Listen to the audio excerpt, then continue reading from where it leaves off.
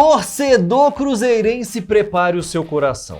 Ou prepare o seu fígado, porque a gente tem aqui uma lista de 10 craques que não deixaram saudades na Toca da Raposa. Tá. É aquele famoso Perebinha que passou por aqui. E a gente vai ranquear em 3 prateleiras.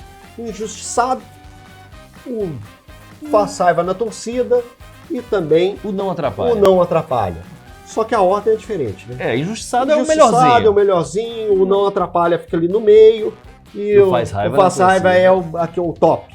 Vamos Assim, lá. quando você faz uma lista dessa, vem cá entre nós, você já imagina que todos já fizeram raiva. Mas a gente quer salvar alguns. E vocês vão nos ajudar. Eu acho que eu sou meio bonzinho com o Pereba, sabe? Eu tenho paciência. Mas vamos lá.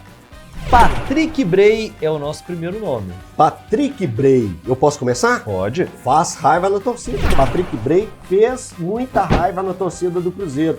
Isso aí não precisa nem explicar, né? As partidas dele entregavam realmente o que ele concluía dentro de campo. Então, fez raiva na torcida, isso aí eu vou ser bem direto, porque eu acompanhei bem de perto isso aí. Pô, mas eu acho que o Patrick Bray é um jogador esforçadinho, assim. Aquele que corre e tal. É esforçado, vou deixar ele no não atrapalha. Aí com o restante da torcida, mas eu vou te falar que você vai receber algum carinho aí da torcida, porque eu gosto, pode ele mandar. fez raiva no torcedor do Cruzeiro. Esse aqui agora que pode ser que tenha algum questionamento. Joel Joel Camaronês. O Camaronês, cara, não atrapalha. Não atrapalha.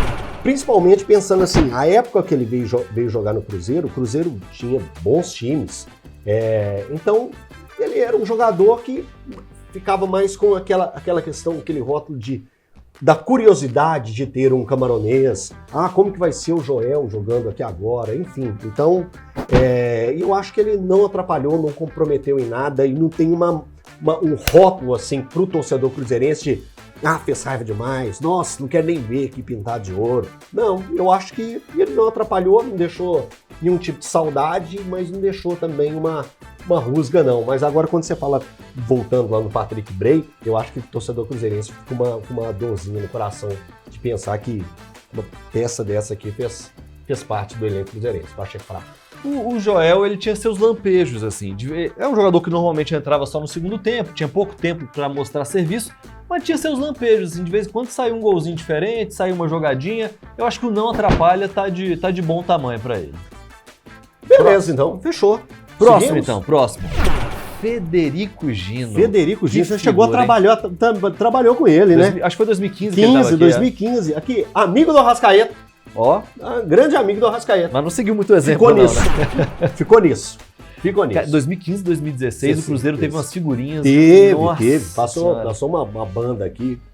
E aí? E o Gino vai tocar de qual Gino banda? fez raiva na torcida, jogou pouquíssimo e o pouco recorte que tem fez muita raiva. Ele passou aqui como um amigo do Arrascaeta.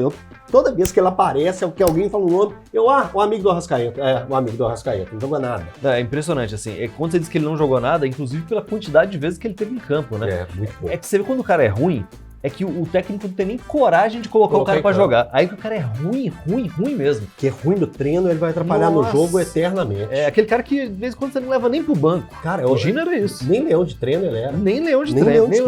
O Federico Gino, talvez o torcedor não sinta tanta raiva dele por isso. Porque os técnicos daquela época pouparam o torcedor de vê-lo em campo. Mas, de verdade, a prateleira que ele merece, ó... Faz raiva na torcida. Faz raiva na torcida. E esse aqui, hein? Esse aqui fui buscar lá no fundo da memória. Sanchez Mas também, você chegou a trabalhar também com esse. Na mesma época, 2015 também, 2015, Sanchez Minho. Sanchez Minho também. Cara, eu ia falar também, mas ele teve alguns bons jogos, cara. Eu não sei se aquele Cruzeiro era meio bagunçado e não deu pra ele Aquele aparecer. Cruzeiro era muito bagunçado. Porque sabe por que eu vou pegar bagunçado aqui? Assim, porque o Sanchez Minho foi bem jogando pelo Independente. Eu ia falar isso, ó. Vou te trazer 2 fatores. Aquele Cruzeiro não era exatamente bagunçado apenas. Todo mundo tinha ido embora. No final de 2014, todo mundo foi embora, teve que remontar o time. Veio um monte de gente que não tinha experiência em jogar assim, no futebol brasileiro, por exemplo. O Sanchez Minho, no Independente, jogou muita bola. Aqui. Eu acho que posso colocar no não atrapalha? Eu vou colocar no não injustiçado. No não injustiçado? Eu vou colocar ele no injustiçado. Injustiçado. Eu acho que era um jogador... Esse é um jogador que, se tivesse vindo numa outra época, e com um pouquinho mais de paciência, um time mais arrumado, poderia render mais. Tinha ficado no futebol brasileiro aí anos e anos. Viu? Então eu acho que é injustiçado. Cara, eu vou com você. Eu vou sair da prateleira que eu tinha colocado e vou pular na sua prateleira. Porque realmente eu achava que ainda ele poderia ter rendido alguma coisa. Seguimos. Vamos lá. Diego Arias. Ruim. Não é pra falar se é ruim, não? Desculpa. Ruim, vou dizer que tem quase ruim. 90%. Faz raiva na torcida. Diego Arias, raiva na torcida. Esse aí também foi outro que tem um curto recorte de futebol apresentado no Cruzeiro, mas as oportunidades que ele teve, e até acompanhando treinamento também, sem saudade, então, raiva na torcida. Caso muito parecido com o do Federico Gino. É aquele que quando o jogador é tão ruim que o treinador não tem nem coragem de colocar em campo. Fez raiva na torcida tranquilamente. Muito. Essa é a prateleira dele. Muito. Roberson. E esse nome, quando fala Roberson para o torcedor cruzeirense, ainda mais hoje, vivendo nessa época maravilhosa, junto com a nova gestão do Pedrinho, o Cruzeiro na liderança, um dos líderes do Campeonato Brasileiro, né, nesse momento que a gente está gravando esse vídeo, muito bem no Campeonato Brasileiro. O torcedor lembra de Roberson. É isso mesmo, torcedor. O Roberson vestiu a camisa do Cruzeiro. Vestiu a camisa do Cruzeiro. Ele só vestiu a camisa do Cruzeiro.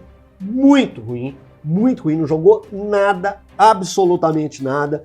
Tá numa grande prateleira de fez raiva na torcida do Cruzeiro, numa época tenebrosa, né? Que esse período de 2020 até 2023, indo para 2024, que o Cruzeiro passou, assim, anos bem pesados. Mas o Roberson, possivelmente, ele tá entre as piores contratações ou as piores peças que vestiram a camisa do Cruzeiro de 2019 para 2022, 2023, facilmente. A gente tem que considerar que entre 2020 e 2022, pelo menos, os 3 anos de Série B, o Cruzeiro fez contratações tenebrosas. Era um outro período, era uma outra realidade, mas foram contratações assustadoras. Agora o Roberson, é só você ir lá pesquisar na Wikipédia dele, eu acho que ele deve ter uma página na Wikipédia. Com certeza. Todos os clubes nos quais ele jogou. Não tem nenhum que passa perto do Cruzeiro. Dá uma pesquisada aí. Enquanto eu vou descascando o Roberson aqui, dá uma pesquisada na carreira dele que eu não lembro de cabeça. Uma pesquisa lá.